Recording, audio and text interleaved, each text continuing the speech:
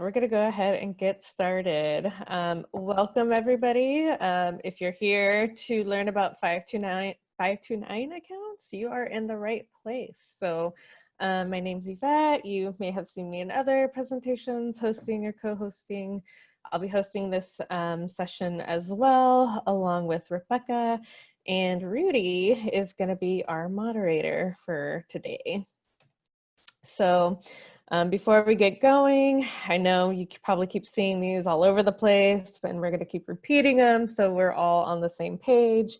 While we're here during this presentation, please just keep yourself on mute until we get to question and answer times at the end. However, if you do have a question, go ahead and put it in the chat box. If it's a question that's relevant to you understanding the information that I'm presenting at the moment, Rudy will jump in for you on your behalf and ask. That way we make sure that what we're presenting is being understood. And that will be sort of your way of interjecting without using your mic. It's just putting yourself in the chat box. And then when we do get to parts of this presentation, when there'll be some Q&A, but also some just sort of brainstorming and commentary sessions, you can, if you can say this is so-and-so when you speak, that way everybody knows who's speaking, that would be really great. And the session is being recorded, so if you're not comfortable having your visuals recorded, you can turn off your camera, but just know that it will be recorded and uploaded to the portal for access later. And we're off. That is our etiquette for today, so I hope we can all agree to that. Introduction. So you're all probably tired of hearing mine, but I am the IDA specialist for Innovative Changes. I work directly with clients on a daily basis.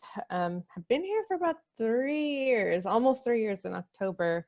And I'm excited to do this presentation because I was also a college coach for about 4 years prior to this work. So I'm pretty embedded in a lot of information in regards to education and students. So hopefully I do a good job presenting 529s to y'all. Yeah, and I'll let Rebecca introduce herself. Hi, everybody. I'm Rebecca. I'm your Family Economic Opportunity Program Director. And this is the view that we had from our winery partner training last year. So I thought that would be more exciting to look at in this particular training. And yeah, I'm happy to be here and learn and share. Thanks, Rebecca.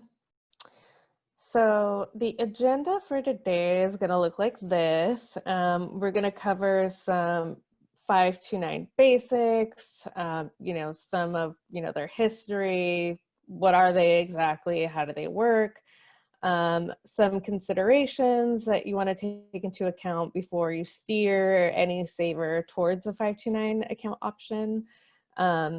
We'll look at when is a good time to actually open a 529, and then of course the relationship between 529 and IDA and why we're even talking about 529s in this context in particular.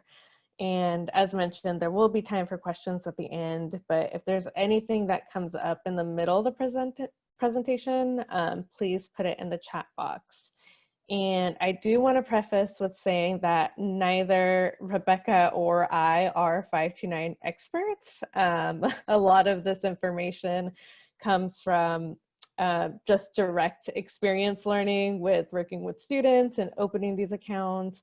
There are a couple resources that also have a lot of good information, one being the Oregon College Savings Plan website, and there's another one called 529 College Savings that I use to put together a lot of this information. So if you do have a question that we don't have an answer to, we will let you know that we don't know. And I will make a note of it to try to get that information answered and hopefully be able to follow up once these presentations are uploaded and we have documents to share with y'all. Hopefully we can get that answered there. So just a FYI before we get started. Okay, so 529 accounts. 529 accounts are something that most people they either know it or they really don't know anything about them. And from what I've seen, a lot of people don't know anything about them, but that's also because they're not hearing about them through their common name. So you may have heard of child college savings plans. Those are 529 accounts.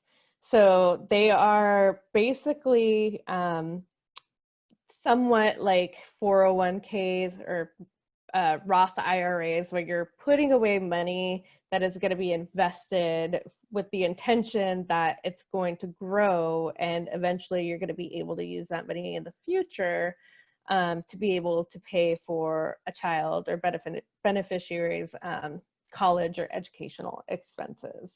So I think the Oregon College Savings Plan is what it's called.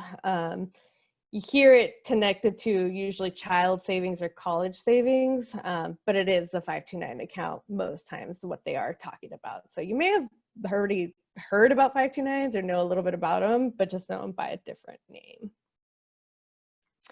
A little bit about their history. So they actually got started as prepaid tuition plans, and this started with the schools basically saying like, hey, give us money, we'll invest it for you, and if you want to send your kids to school with us one day, we have all this money already raised for you for them to go here.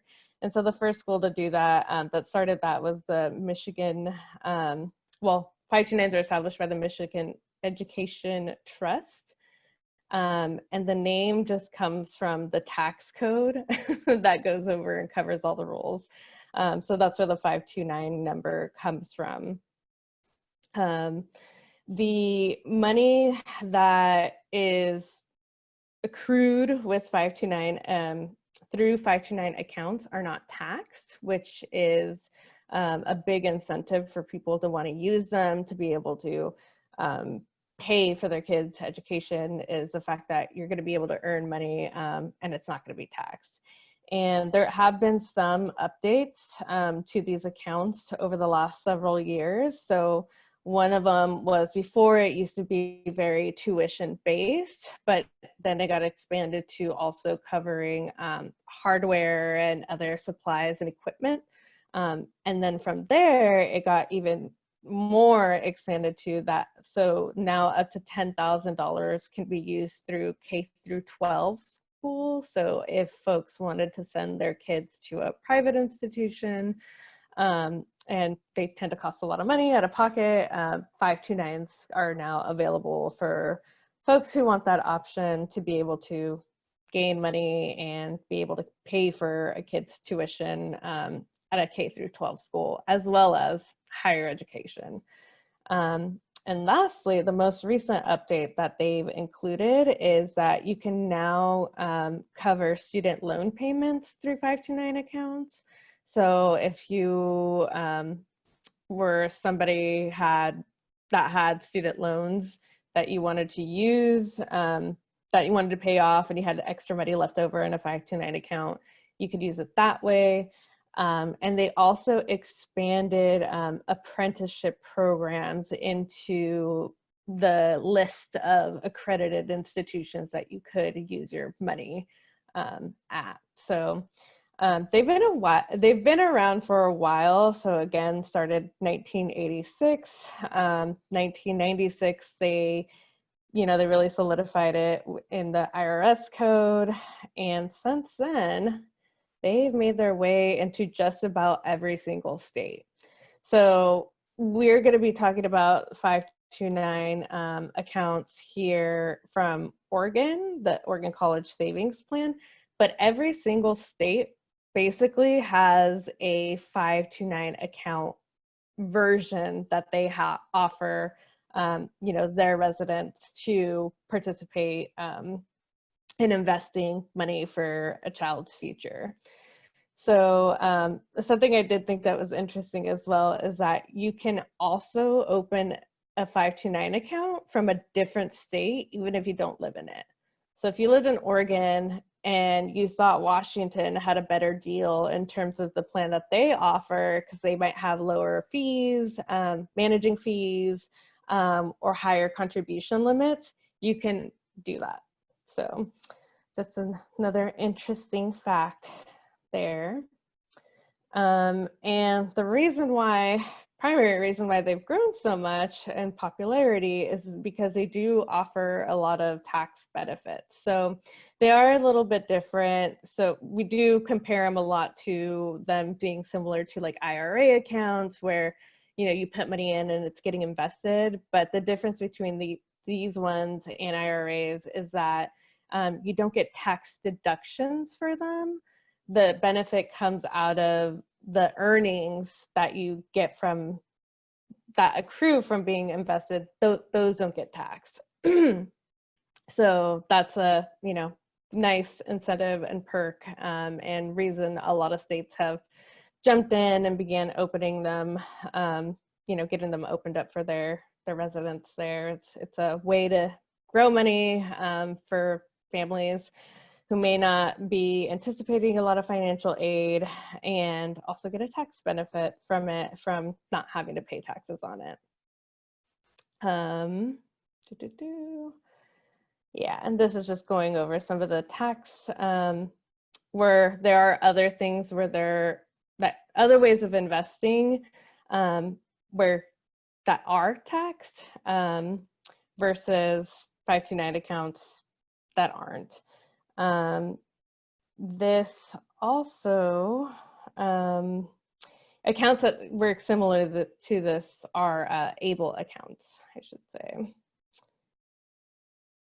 And so, as I mentioned earlier, there are contribution limits to these accounts, but they actually vary by the state. So it's not regulated in the same way that IRA accounts are, where there's IRS rules that, say you can only deposit $6,000 per year unless you're, a certain age, 50 or older, then you can do more. The contribution limits is going to vary by the plan that you're actually in and the state that you're living in. So for Oregon, the Oregon College Savings Plan contribution limit is up to $400,000 for a beneficiary. So when I learned this, it made me really look at these savings plans as they're really, really tools and products that were made for middle and upper income folks as a way for them to basically get more money to pay for higher education and like private schools now, without, and being able to get tax benefits from it. So they kind of are designed for higher income folks, but later we'll get into why this ties into our savers and how it can benefit them as well. And so what do they do? What exactly do they cover? So one of the reasons why you may send somebody towards a 529 account, or why anybody would want to open a 529 account, is one, college is expensive, but you also are able to cover quite a few expenses with them. So as I mentioned, the coverage of what 529s will be able to pay for is quite a bit. So before it was, just tuition and fees. Now you are able to use 529 account plans to pay for other expenses such as books, computers, technology. If there's any special needs equipment, you can also purchase that through 529 accounts. Room and board is included now, as long as students are enrolled at a university at least part-time. They can actually use their 529 towards paying room and board. That K through 12 edition was added, cost of student loan payments and apprenticeship programs. This is a list of all the things that you could cover through a 529 plan.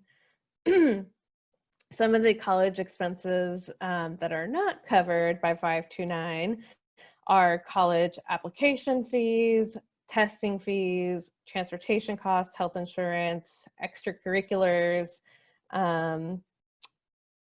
and anything used for to generate federal education tax credits. And then anything that's outside of education would not be considered a qualified expense to use this. So just like with any government regulated investment account, they're going to want to make sure that you're actually spending the money on the purpose of what you're saving for. And kind of similar to the IDA account, the flexibility in the IDA, I would say the difference is with an IDA, you can kind of cover almost everything that is a qualified expense at a 529 expense. However, things like the application and testing fees, those are things that the IDA we could cover, but not necessarily the 529. So that is just something there to keep in mind. And so the one that we are going to really talk about today is the Oregon College Savings Plan. Typically, when working with savers who are, finished with their education but still have some money left over, we do direct them to the Oregon College Savings Plan just because we already have like an established relationship with them. It's a state program, so if anything comes up, it's kind of an easy access for us to get in touch with folks that could help us if we need any type of assistance. But I don't believe there is any requirement with it being specifically with the Oregon College Savings Plan. So like I mentioned earlier, other states have other 529 account plans. So there's really nothing, I don't think, to stop you or a saver from opening a 529 with a different state. As long as it's a 529 account, that option is there. So, but the Oregon College Savings Plan actually has a pretty good rate in terms of managing the plans and fees. So just like other investment accounts, that's something that you do want to check out and have folks look into is how much is it going to cost me to have my money in here and for somebody to manage and invest it. The fees here, I didn't put a bullet point for it, but it's actually one of the lower ones in the country, which is cool to find out. In order to open an account with the Oregon College Savings Plan, you just need a minimum of $25. You can do it online. It's really easy. I think it takes about like 10-15 minutes max to do. And after you make that $25 deposit, you can make contributions as low as $5 whenever you like. Once the money is moved from the IDA to to a 529 account, or specifically the Oregon College Savings Plan, we have no control over it. You're now sort of following their rules and guidelines. So something I let savers know is like once somebody's moved over, like we're hands off. Anything that comes up or happens with them, you're gonna have to deal with the plan administrator directly. And I mean, none of them really have like monthly deposit requirements, so that's something most folks don't really have to worry about. The other cool thing and the other difference between 529s and IDAs is that you can move around to different states and still keep your account. So it's not tied to your residency. The only way that it does, your residency can impact you having a 529 is that some states give you a tax credit to incentivize you investing in their state plan. And so Oregon specifically, they will give you a tax credit for up to 100% contributions up to $150 a year, or $300 if you're married and filing jointly. So it's not a huge credit, but it's something. It's, extra money that you could be putting in there. So that is one way that moving or having a state plan within the state you live in could be a benefit, is getting that little extra tax credit. And the other cool thing about having the Oregon College Savings Plan specifically is that you can actually set up a gifting page pretty easily. So if you or somebody else had a 529 account, and instead of a birthday present or, getting things that you don't really want to get, you can ask people to just donate to your 529 account, and it's really easy. They actually have like social media links that you can share, email links that you can send to people. The maximum contribution is up to $15,000. So I guess that's pretty cool. If you know somebody that just wants to give you 15 grand, they can do it. But if it's over $15,000, there's an additional form they have to fill out for tax purposes. But any case, the Oregon College Savings Plan, it's really easy to open. Takes $25 to get it set up. If you had to move, it's totally okay to do so. There is a little bit of a tax credit for opening and contributing to an account. And if you want some help getting those accounts funded, adding extra money, it's really easy to get a gift page set up and do that. And I added a little picture of the Rugrats because the way I've been talking about 529 accounts is really focused on child and about this being an investment tool for long-term investing to raise funds to pay for education, which is how they were set up. And that was their intent and purposes. But the key piece I wanted to say is that you do not have to be a child to have a 529 account. So, and which is why our savers are able to open 529 accounts, and it's totally fine. So with the only thing that can and will impact how the 529's overall financial impact on financial aid is going to look like is going to be dependent on the account owner versus the account beneficiary. So somebody who opens the 529 account is going to be the account owner, and you can add a beneficiary to the account, which is kind of another perk, I would say, for somebody who wanted to move their money over into a 529 account, but were not necessarily, but maybe they had a change in plans and decided, actually, I want to give this money to my child or a family member that's going to be going to school. They can actually add a beneficiary to their account, as long as they're considered a qualified family member. So the list here includes children, parents, spouses, siblings, first cousin, niece and nephews, and aunts and uncles. So if you had family that fell, within that qualified family member unit, you could add a beneficiary to an account. Even if you are the account owner, the money would be in the benefit for so-and-so.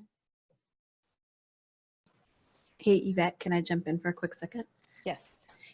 So Mark asked a question that's relevant for that slide. Do beneficiaries need to have Social Security numbers? Yes. So, which I think I'm going to answer my next slide. No, I'm not. I'm kidding. But yes, the Oregon College Savings Plan also does accept ITIN. So that's kind of the good thing with us and our state plan is that we do have some flexibility, but like a lot of investment accounts, most of them are going to say Social Security. So that is something that you will want to double check. Oregon College Savings Plan does accept ITIN though. You're on mute. And the distinction between the account owner versus a beneficiary, the account owner would definitely need to have a social or an ITIN, but does the beneficiary also need to have, do you know? That's a good question. I don't know that one. Because if they're minor, they probably don't have an ITIN. If they're youth, that doesn't have documents, and if they're not working or filing taxes. So that is a good question. I think I'm gonna make a note of that to follow up on.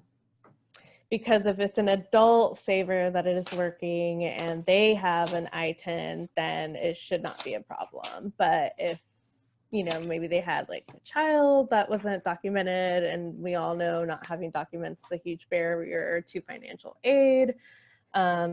If they could use it that way, I'm not 100% sure. So that's a great question. All right, sorry, just a minute while I write that down. So we had a note from Katie at Proud Grounds, and I know when you set up a 529, they request the beneficiary's social security number. Mm-hmm. We also had a question from Colleen earlier in the presentation about, he said, similar to an investment account, so how might 529s impact housing or benefits? Mm-hmm. Yeah, we're gonna get to that too. So figured we might. First, I'm going to cover how it impacts financial aid.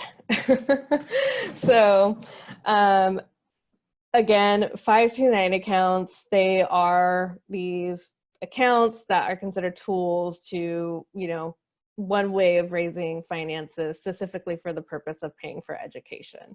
And so folks who are able to fill out the FAFSA, where this is going to really pop up and impact a student, is going to be the estimated family contribution, or the EFC. So that is also going to be tied to the student's status, whether they are an independent student or whether they are dependent student. So this doesn't give exact numbers because all of these numbers are 100% going to vary depending on the student's family household size, the yearly income that they make, and what is the expected family contribution.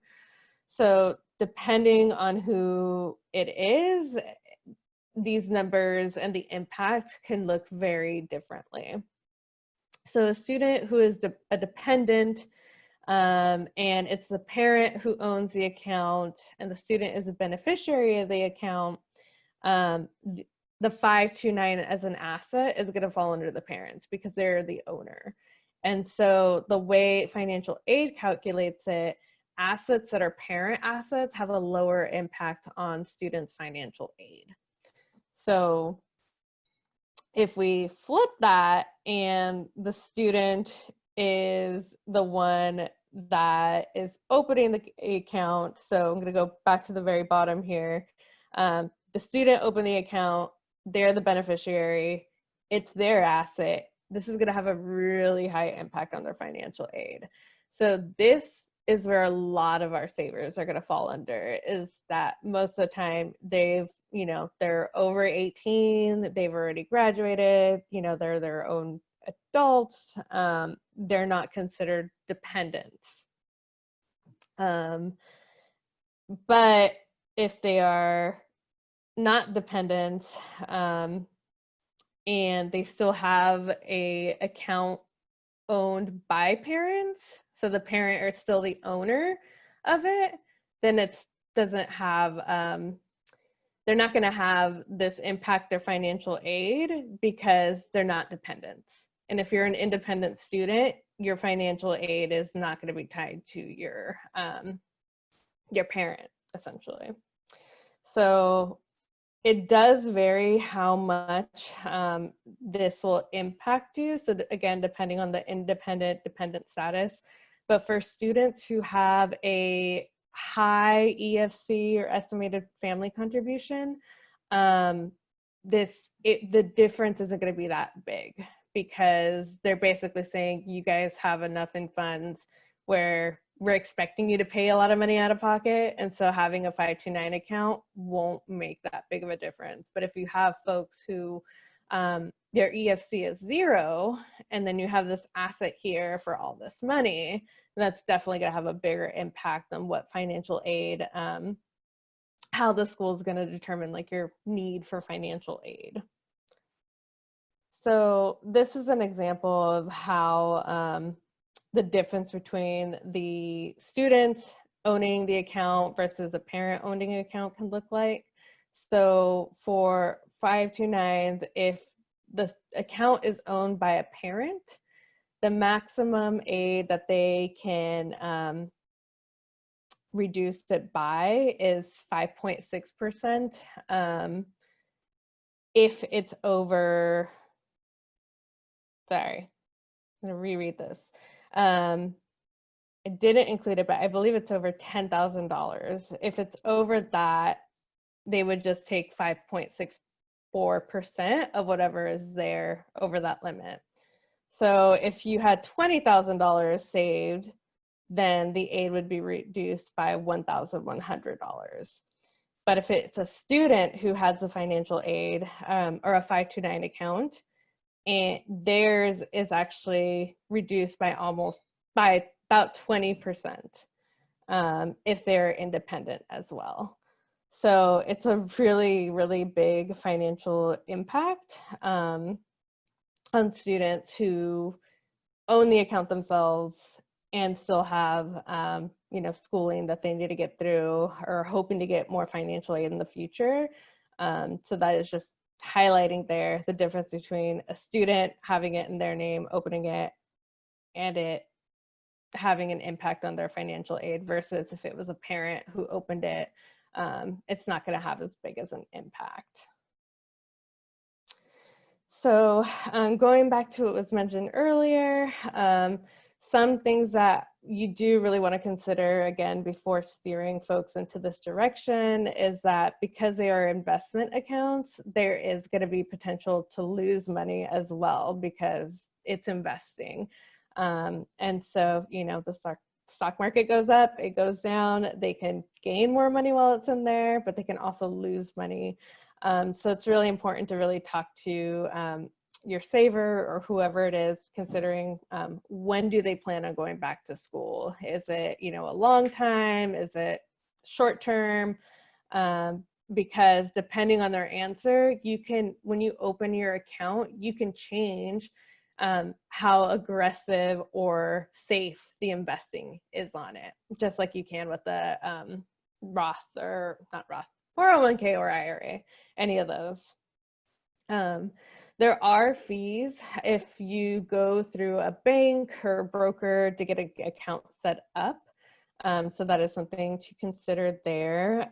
The 529 account does not have opening account fees. They just want the $25 deposit.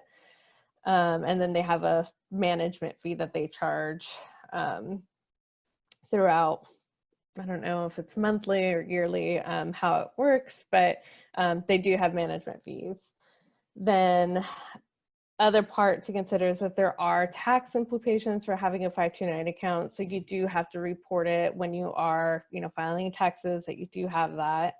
And the very big bold is that it is an asset, therefore it can count against asset tested programs. So SNAP, housing, anything that has asset cap limits, it can impact all of those things. So definitely make sure, if anybody is going to be steered in this direction, if they do have any, if they're receiving any benefits, that could be impacted, double checking with them to making sure that they're not going to be is really important. I know recently, I think they just changed in Oregon for IDA accounts, like those assets are not going to count towards like SNAP or things like that. And that was more of a recent change. So it is important to know what folks, if they have any benefits, what they are, and to see if 529 will count or not count against them. I don't think we have a full answer on this because we don't really work within those agencies. So I couldn't say like who does or who doesn't, but the advice we're just gonna give here is to definitely do the research and double check. Other thing is that funds can only be used for educational expenses. There is a penalty fee if folks take out the money and spend it on anything else, just like there is for taking out your money early from retirement.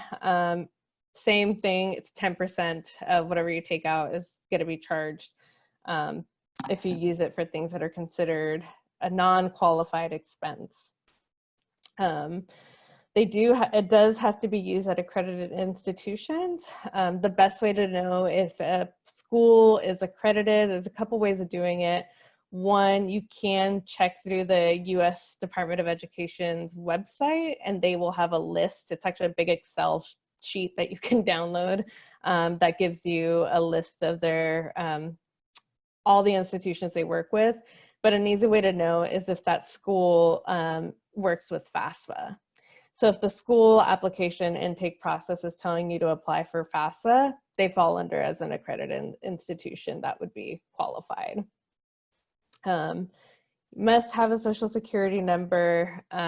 This varies plan to plan. Oregon College says specifically you can open it with the I-10.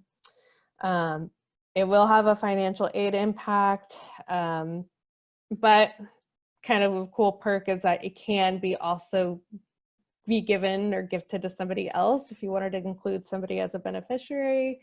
And the other perk is now that you can also pay off student loan debt through a 529 account too. So those are just a few things to consider when speaking with savers and seeing if this is a good choice for them. Oh, and another cool thing that just happened, I think last year, was Bottle Drop actually partnered up with the Oregon College Savings Plan. So if any of you use Bottle Drop and you save your cans and drop them off, you can see that they have like a partnership with some retailers. I know they do with Fred Meyer, because when I drop off my bottles, you get like an additional 20% from the money you get back if you spend it at Fred Meyer. And so this is a similar partnership where they have it with the 529 account, where you can connect your 529 account with your Bottle Drop account. And if you wanted to, throw in those extra cans and bottles and have the money transferred to the 529 account, you can do that. So I think this is just another way, the state is trying to, promote sustainability and also paying for education all at the same time. So thought that was an interesting, cool partnership to share.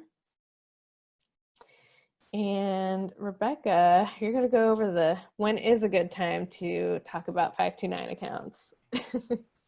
Thanks, Yvette. So, there's lots of reasons why a 529 could be a good option. If you're working with somebody that is not eligible for need-based financial aid, 529 is likely a good option. And I would definitely say anyone who's looking at advanced degree planning or has, and we're talking about their IDA specifically. So if they're taking a gap or a significant gap where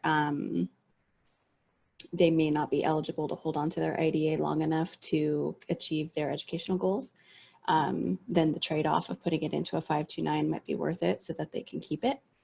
But if they've completed a bachelor's and are considering advanced degrees, but the IDA has expired and it's time, then a 529 is a really good option. If somebody has, again, in a similar situation, if someone has a little bit of money left over, it may not be a significant enough impact to affect their schooling, and perhaps it's time for them to move on through our IDA program. And we all have worked with those folks that are just a little hard to pin down, or they have tuition that comes and goes because they maybe drop classes, and so it's in and out and in and out. Especially if it's not going to be an impact on their ability to qualify for federal aid, then it might be a good solution rather than exiting them from the program. And always, it's an investment, it's an asset. So even though there are drawbacks that people need to do their due diligence on looking into, it's still, you know, for future planning, it still could be a good option. Next slide.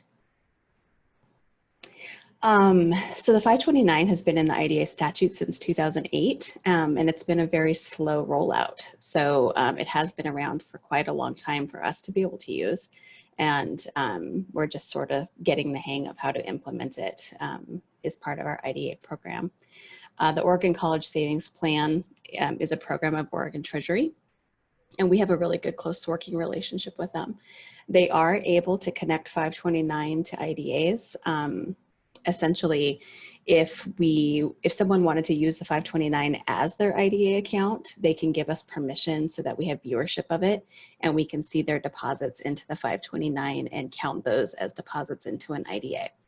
I would say in that situation, the saver needs to be completely conscious of the potential for affecting their aid before they sign up. We wouldn't want anybody to get into it by accident. But we do have the ability to have that relationship.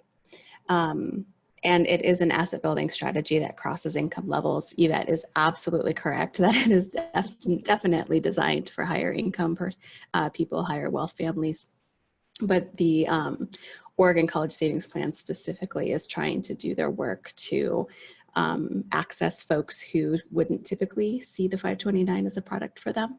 And so they're getting more and more creative about how to incorporate that into things like bottle drop and other asset building strategies. And we have core values that are similar. So I think it's a good thing to keep in mind for the future. All right, and I'm noticing we're only have 6 minutes in, and I was gonna have you all try to use your brain and like run through these scenarios to see what would be a good fit or not. But I think if we have any questions in the chat, I really want to make sure we get to those. Can I jump in really quick? Thank you, Yvette. This is really good information. I did find when I was looking, we were looking into the net worth calculation for IDAs, we realized that 529 statute specifically states that 529s should be excluded for asset tested benefits other than financial aid.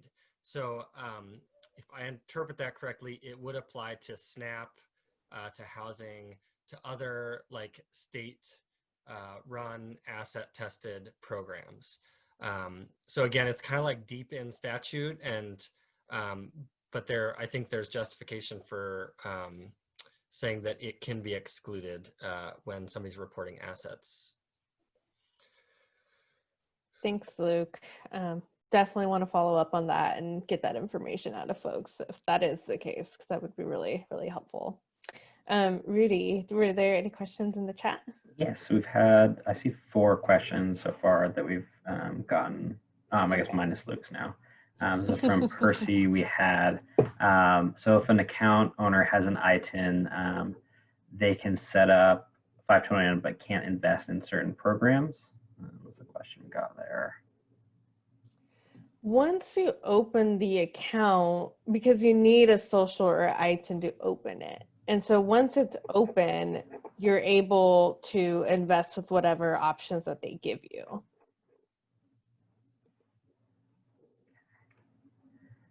Okay, and then we had from Colleen again, once money moved from IDA to 529 account, how soon can folks access the funds in the 529?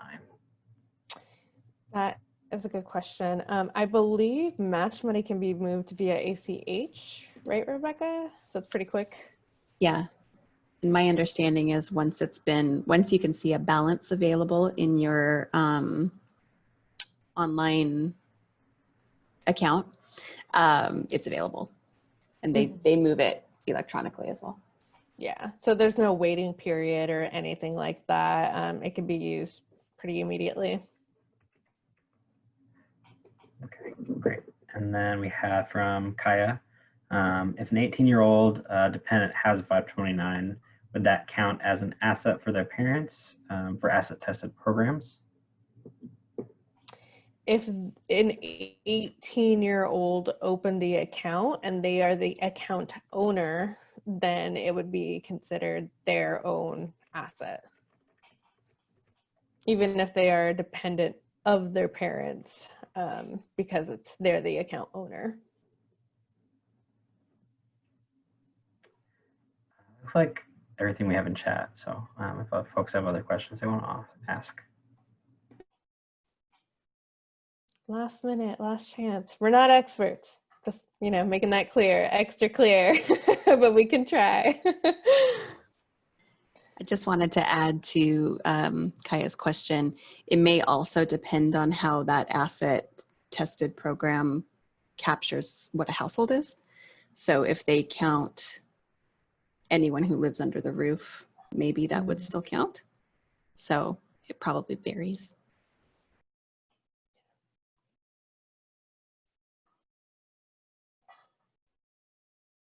All right. Well, if we don't have any other questions, I think we can give y'all a few minutes back in life. Thank you for joining us. I am going to look into those.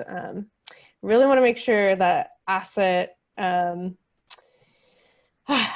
clash is something, if it is something that is not counting towards asset capped programs, I definitely want that confirmed. So I'll try to get that information, as soon as I'm able to, and we can email that out along with a handout that's going to have like a bunch of links to different websites that has more information on 529s and how to get more just information on them. So thank you all for coming at the end of the day. Hope you all enjoyed. Thanks, everyone. Bye.